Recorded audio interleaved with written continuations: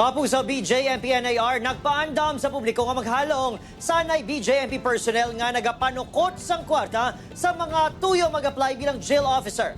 Yaring balita.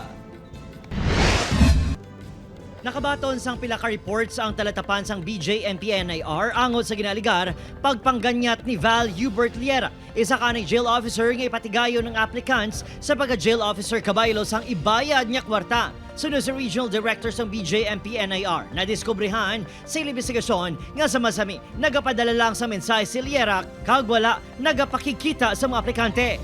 Sa ngayon, hindi namin alam kung saan siya nagtatago kasi marunong hindi siya nakikipag-meet sa mga gusto niyang mabiktima. Message lang. Nagalabot sa 10,000, tubtob 50,000 pesos ang sukot ni Liera kag ang kabaylo kuno among mas madasig nga proseso agud makasulod bilang jail officers ng BJMP.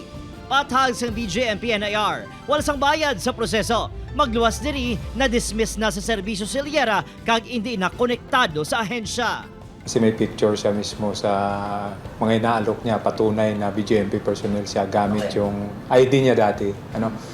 So ito'y na-dismiss na sa Bureau noong 2024 pa. At 2023 yata na-suspend siya. Sa ganung kaso rin, yung panluloko sa mga recruit.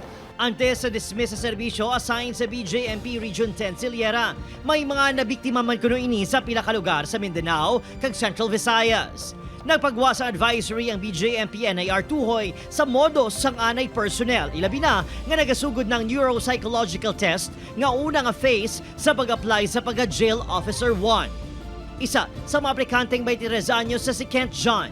Nagapasalamat ini nga may na-post sa advisory ang BJMP para magiyahan ilabi na ang gaangay niya nga first-time applicant.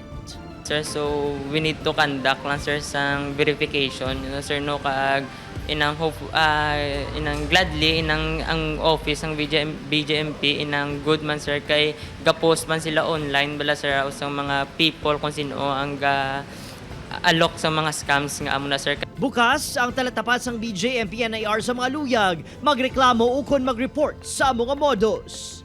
Opod, Kiril Casilio, Adrian Pretos, 1 Western Visayas.